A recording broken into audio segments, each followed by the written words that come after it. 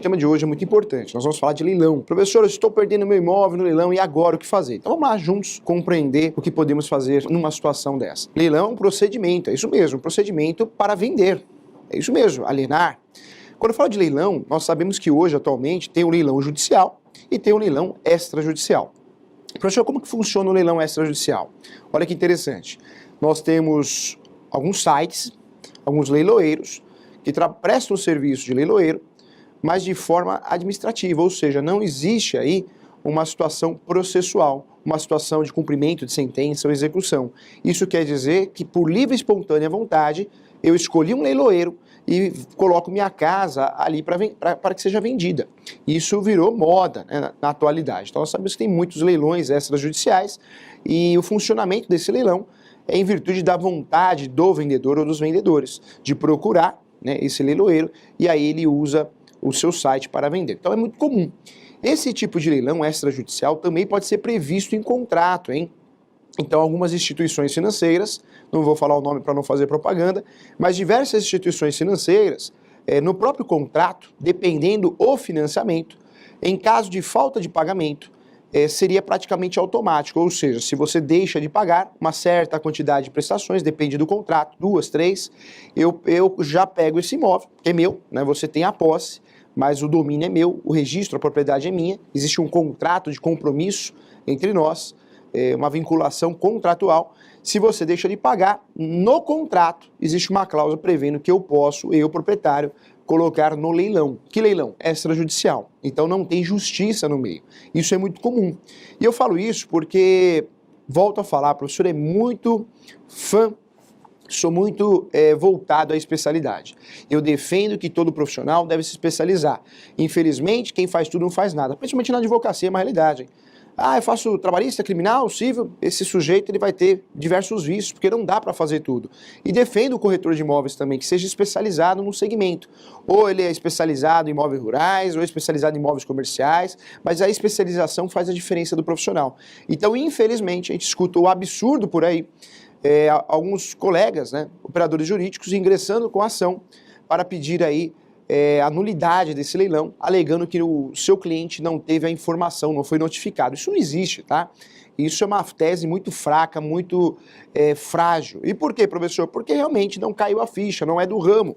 Ele esquece de verificar que esse leilão não é judicial, é extrajudicial. E se é extrajudicial e existe uma cláusula contratual onde autorize o proprietário, né, que possui o domínio, em caso de falta de pagamento, fazer essa alienação em tal leilão, isso pode ser feito, não tem como evitar. Então não é a tese adequada para proteger o cliente. Por quê? Porque é uma tese errônea, né? Não tem sentido, não existe falta de comunicação. É algo previsto em contrato. Então cuidado, nós temos essa nova modalidade que cada vez ganha mais espaço, que é o leiloeiro extraoficial, né? Quando eu falo leilão extraoficial, não leiloeiro, mas o leilão extraoficial. Por quê? Porque não é administrativo, não é judicial. Não é porventura de uma ação, de uma execução ou um cumprimento de sentença, mas sim em virtude de um pacto, de um contrato, de uma cláusula de arbitramento para que você possa usufruir do trabalho do leilão, no caso da falta de pagamento em compromisso. Então cuidado com isso, tá? Leilão extrajudicial quer dizer o quê? Que é um leilão onde não tem justiça no meio, onde existe o quê? Uma relação contratual. Você não me pagou, e está no contrato que se você não me pagasse, a partir da terceira parcela, eu já mando para o leilão extrajudicial. Falo extrajudicial porque fora do fórum, né? Fora do poder judiciário, tá? Então, cuidado. Nesse caso, não existe falar falta de citação, falta de notificação, porque não tem. É previsto no contrato. É um absurdo que a gente escuta falar por aí. Vamos lá, vamos para o segundo leilão. O segundo leilão que ocorre, o mais costumeiro, a chamada asta pública, é o leilão judicial. Professor, mas por que leilão judicial? Gosto desse termo, existem vários termos, mas leilão judicial porque esse leilão ocorrerá em virtude de um processo judicial. E esse processo judicial pode ser cível, uma execução, uma ação de execução, onde tem um título executivo extrajudicial. Nós sabemos que existem vários títulos executivos extrajudiciais, né? Como o contrato assinado pelo credor e devedor e duas testemunhas, como uma escritura pública devidamente assinada, como um cheque, uma nota promissória, uma duplicata. Então, cuidado. Quando eu tenho um título executivo extrajudicial, eu posso já ingressar com uma ação de execução. Isso quer dizer que eu ingresso com uma ação no segundo tempo do jogo, não vai ter aquela fase demorada, cansativa, que é a fase de conhecimento. Nesse caso, né, na ação de execução ou no cumprimento de sentença, eu posso usufruir do serviço do leilão também, né? O juiz vai nomear um leiloeiro para que ele faça a venda do bem móvel ou imóvel. Não vamos esquecer dos bens móveis também. Então, olha que interessante aí. Esse é o mais comum, é o que a gente está mais acostumado. Esse sim, hein? Esse leilão, porventura, né, que tem a origem, uma ação judicial, esse sim tem que ter a notificação da parte. Esse existe uma tese que pode aí causar a nulidade do leilão na falta de notificação. Mas cada caso é um caso e precisamos tomar muito cuidado com isso. Quando eu falo de cada caso é um caso, o novo CPC trouxe diversas novidades. Entre essas novidades, que você já sabe, né? Aqui quem assiste Questão de Direito está sempre atualizado, audiência de conciliação, unificação de prazos do recurso, hoje qualquer recurso é 15 dias, salvo embargos de declaração. Então muita coisa mudou com o novo CPC. E o CPC mexeu no coração, sim, do leilão. Por quê, professor? Porque o CPC, ele quis dar mais proteção ao leilão, à asta pública. Ele quis dar mais proteção a quem arremata um bem no leilão. Ele quis também, além da proteção, da segurança jurídica, ele quis ajudar no sentido de dar mais celeridade e economia processual. Então, algumas mudanças você vai escutar agora são mudanças novas e atuais. Então, atenção. Olha só que interessante. Era muito comum, antes do novo CPC, o advogado trabalhar com uma tese ou uma ação chamada ação declaratória de nulidade de leilão. Essa ação, hoje, não que não possa ser usada, mas ela perde força com o novo Código de Processo Civil, em face de leilão. Por que isso, professor? Porque a verdade é uma só. Hoje o procedimento de leilão, ele é mais célere. Hoje, quando eu falo do leilão, existe uma segurança jurídica maior. Claro. Professor, e por que isso? Para ajudar na economia processual. Quando eu falo do leilão, no passado era comum, após a arrematação, quem arrematava um imóvel no leilão, o imóvel, bem imóvel, era comum, né, quem tinha legitimidade, propor uma ação chamada embargos à arrematação.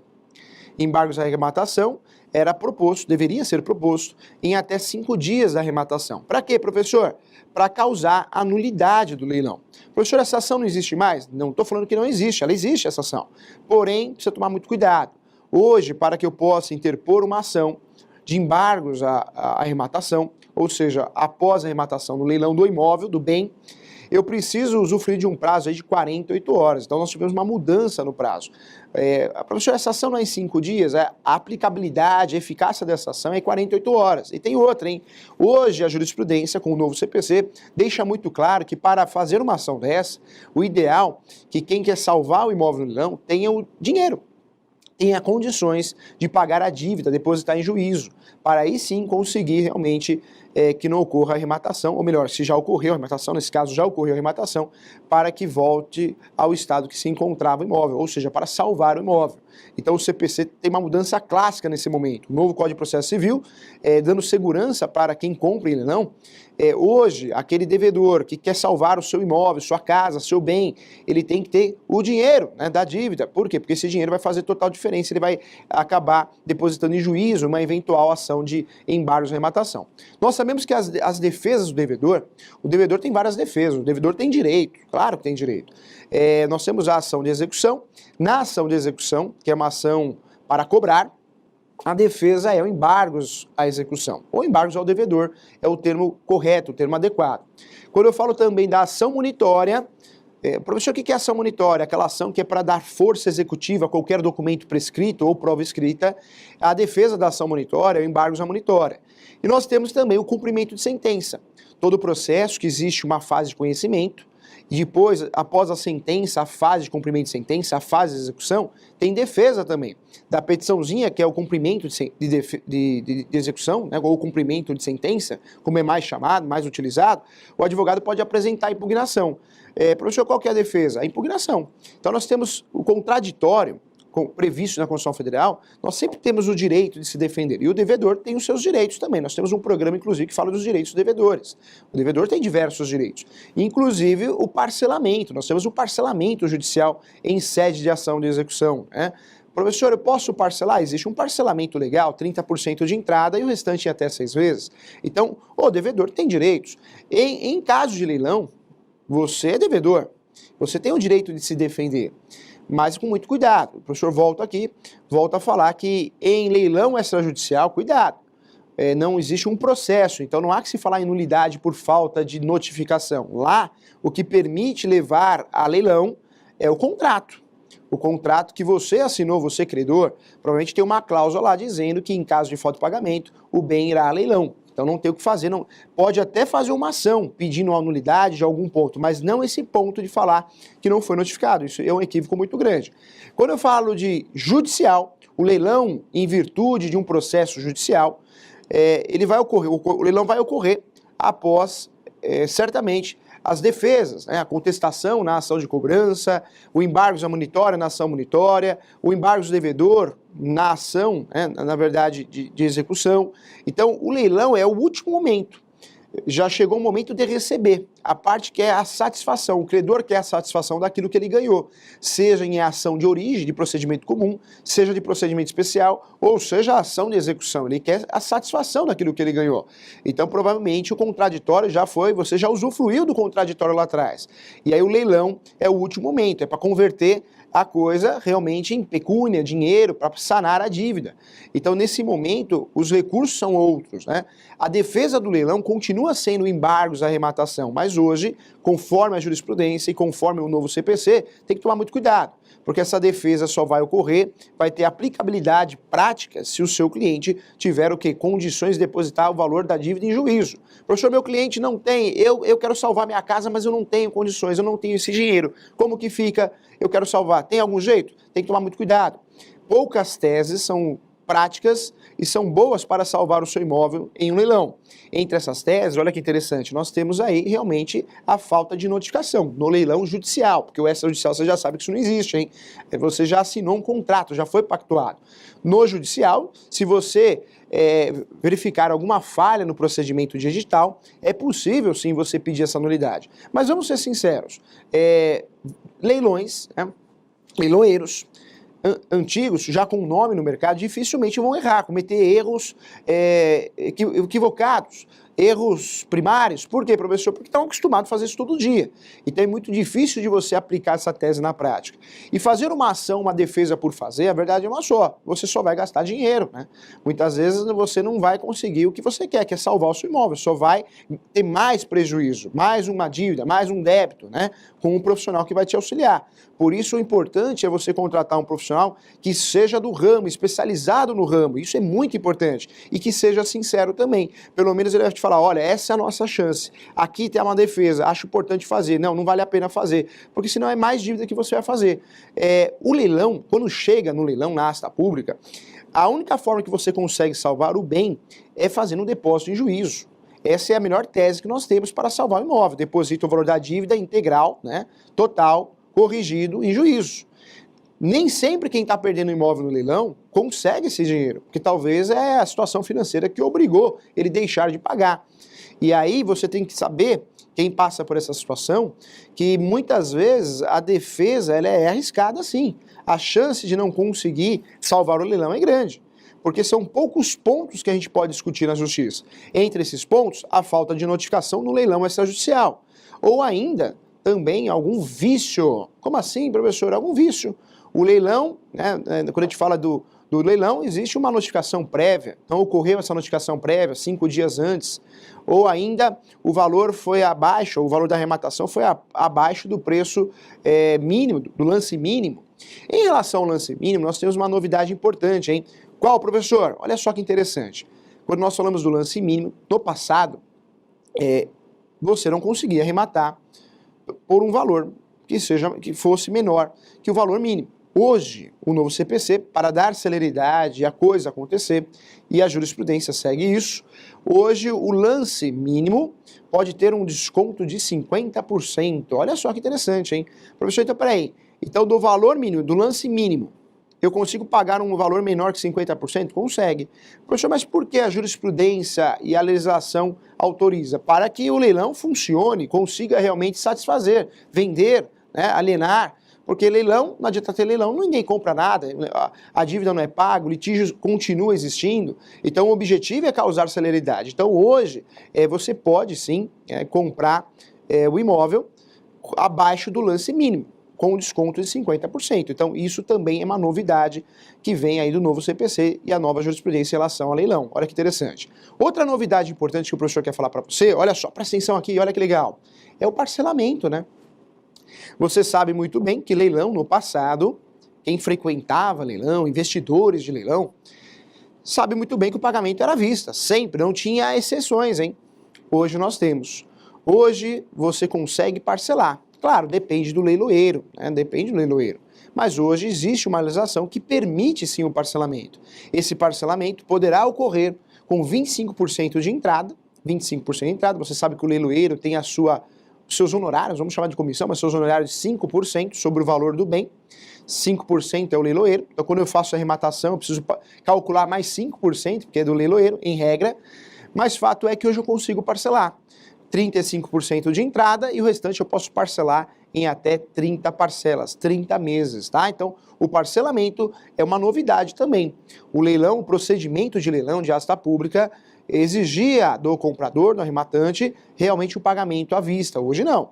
Hoje eu posso comprar também no leilão e consigo fazer o parcelamento, 25% de entrada e parcelo o resto até 30 vezes, tá? Sempre vou olhar o edital.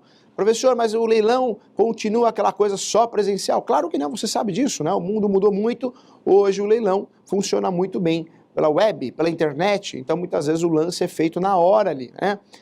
Fato é que hoje nós temos duas novidades importantes. A primeira, que o valor, né, o valor mínimo, lance mínimo, hoje você consegue pagar abaixo do valor mínimo, 50% de desconto, e hoje você consegue o parcelamento. Claro que isso também tem que estar previsto no edital. Quando eu falo dos recursos, das medidas judiciais pertinentes para ajudar você salvar o seu imóvel do leilão, vamos lembrar que a medida mais coerente, mais correta e a mais utilizada nesse momento é o embargo à arrematação. No passado, 5 dias. Hoje, para que tenha eficiência e aplicabilidade, 48 horas. O ideal é que você tenha um dinheiro, né? Consiga o dinheiro, a totalidade do valor da dívida para fazer a quitação, um depósito em juízo. Isso é a melhor defesa para leilão, hein? Professor, o bem foi para leilão. Na primeira praça, na segunda praça, na terceira praça. Ninguém arrematou. E agora? Dependendo do banco, trago o exemplo a Caixa Econômica Federal, quando o imóvel vai a leilão, 1, 2, 3 vezes, não é arrematado, vai para a lista de adjudicados da Caixa. Então é uma nova modalidade que você que está nos assistindo já compreende, né? Adjudicados da Caixa é aquela lista de imóveis com um bom desconto, com corretores cadastrados, né, para vender esses imóveis, que é um bom negócio. Atualmente tem muita gente que compra imóveis em adjudicados da Caixa porque tem um preço abaixo do mercado. Então, no banco Caixa Econômica Federal, esses imóveis normalmente agora eles vão para essa lista, os adjudicados da Caixa. Outras instituições financeiras, o que eles fazem? Normalmente, eles fazem a arrematação? Não, eles fazem a adjudicação. O que é a adjudicação?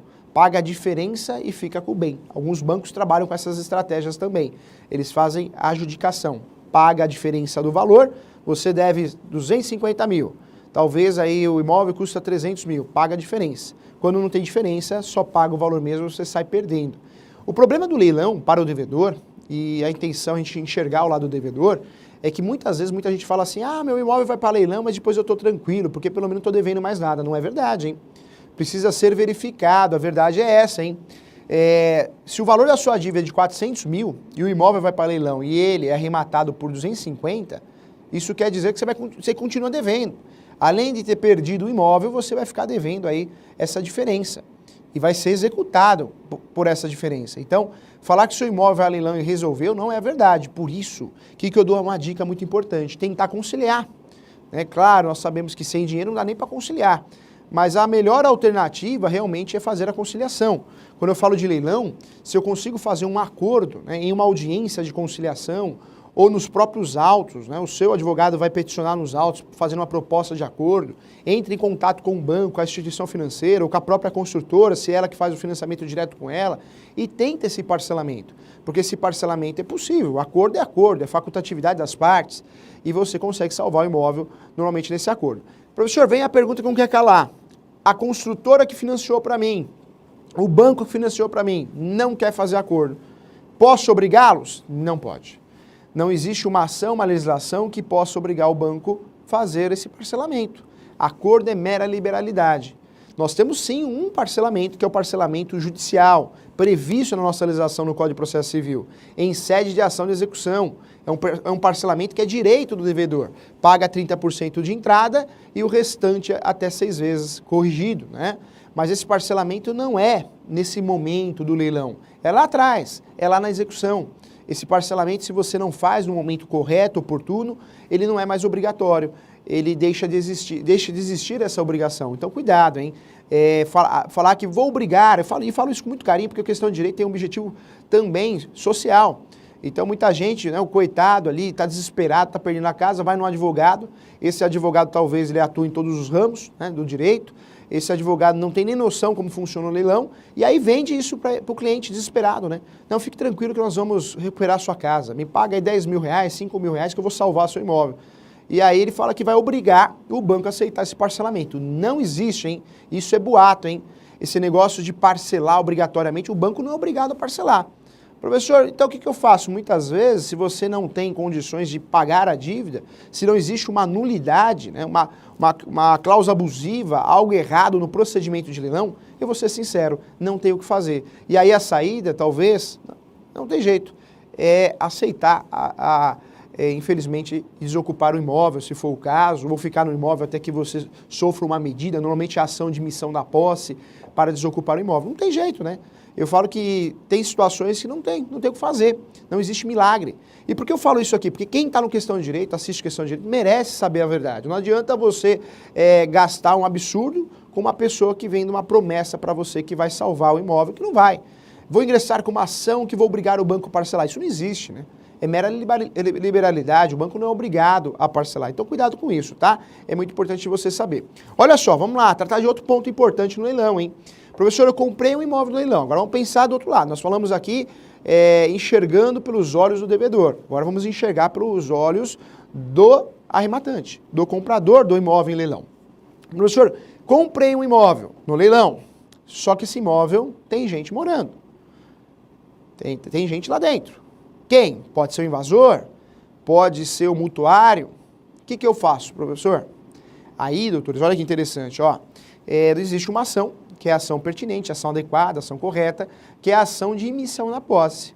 A ação de emissão da posse, ela tem o objetivo de recuperar o imóvel pela primeira vez, dar a posse pela primeira vez a quem tem o domínio. Mas presta atenção, hein? Presta atenção para não errar. Olha só, eu só ingresso com a ação de emissão da posse uma vez que esse imóvel já esteja no meu nome, meu, da minha esposa, do meu marido.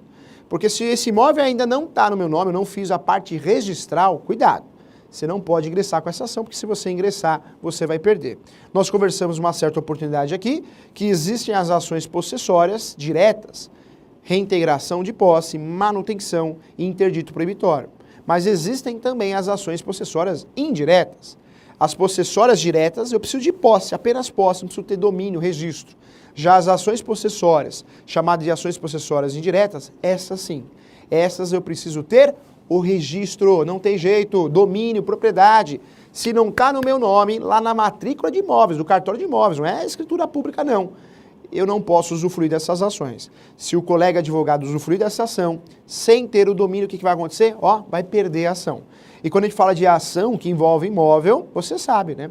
Se não tem a justiça gratuita, conforme previsto no artigo 98 do Código de Processo Civil, tem sucumbência. Então, perder uma ação de emissão da posse pode ser um prejuízo para o seu cliente, né? Ou para você, terrível. Pode ser a diferença do imóvel. Você compra um imóvel no leilão para fazer o quê? Muitas vezes comprar abaixo do mercado.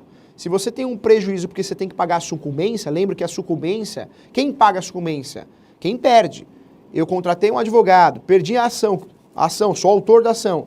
Eu, provavelmente, se eu não tenho a justiça gratuita, eu vou ter que pagar 10 a 15% do valor da causa, né? Para quem?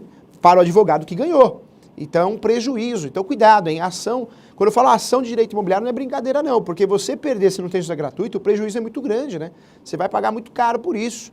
E o muito caro que eu falo é caro mesmo, porque é 15% do valor do bem, ou seja, o valor do imóvel. Você pega um imóvel de 350 mil, 600 mil, 1 milhão, você vai pagar 15% disso para o advogado que ganhou. Por isso são ações que você precisa tomar cuidado, tem que contratar profissionais especializados de confiança, indicação, porque senão, além de você ingressar com a ação, né, equivocada, você vai ter que pagar e pagar caro. O barato sai caro, não é verdade? Então cuidado. Olha só que interessante, ó. Quando eu falo da situação então, de ação de missão da posse, é a ação que eu vou fazer para fazer o quê? Para tirar o invasor, ou o mutuário que está lá. O mutuário é aquele que deixou de pagar as prestações para a instituição financeira. Então esse sujeito, ele não saiu, porque não tem para onde ir. Aí é triste essa situação, claro que é. Mas o comprador não quer saber, ele quer o imóvel, talvez para morar, talvez para revender. E aí a ação correta, então, é a ação de missão da posse, hein? Ação de missão da posse, desde que seja a primeira vez, no caso da compra do leilão, a arrematação é a sua primeira vez, você nunca teve a posse, mas tem que ter o domínio, tem que ter o registro, hein? Ou seja, se você não regularizou no cartório de imóveis, você só tem a carta de arrematação, mas não registrou, cuidado. Se ingressar com essa ação, antes da hora, vai perder a ação e vai ter que pagar a sucumbência, vai ter um prejuízo danado. Então toma cuidado com isso, tá bom? Professor, qual que é o recurso que cabe da decisão da ação de missão de posse? O recurso que cabe é sempre o recurso que cabe decisões definitivas, né, com resolução de mérito ou sem resolução de mérito. É o recurso de apelação, tá? Então é o recurso de apelação. Cabe pedido na ação de missão da posse de tutela antecipada, professor? Cabe o pedido de tutela antecipada, mas conforme a jurisprudência é muito difícil você conseguir. A ação de missão da posse, ela vai ser resolvida, vai terminar no final dela mesmo, né, na decisão definitiva. É muito difícil você conseguir uma decisão com efeito liminar, porque quando eu falo de posse, moradia, a justiça normalmente dá o contraditório ao outro, né, para que o outro possa se explicar, possa se defender. Então é muito difícil você conseguir o efeito liminar em sede dessas ações, tá bom? Quando eu falo de ação possessória, aí nem se fala, porque lá tem a questão da posse velha e a posse nova. Então por isso eu falo que esse ramo ele é muito específico, né, não dá para aventurar. Olha só que interessante, então questão de direito hoje, o objetivo é ajudar quem compra imóvel leilão e quem está perdendo imóvel leilão. Para quem está perdendo imóvel leilão, o meu grande objetivo aqui foi te ajudar, você entender que não existe milagre, hein? Senão você, além de perder o imóvel, vai ficar com uma dívida absurda, talvez com um operador jurídico. Para quem compra imóvel no leilão, também. O professor deu uma dica aqui do grande erro, né, de contratar um profissional que não é da área, porque o que vai acontecer? Muitas vezes você vai ingressar com a ação e vai perder a ação por falta de requisito, que é o registro. Então toma cuidado, por isso eu defino muito a especialização, cada um no seu quadrado, não é verdade? Não dá para fazer tudo, quem faz tudo não faz nada. Vamos lá!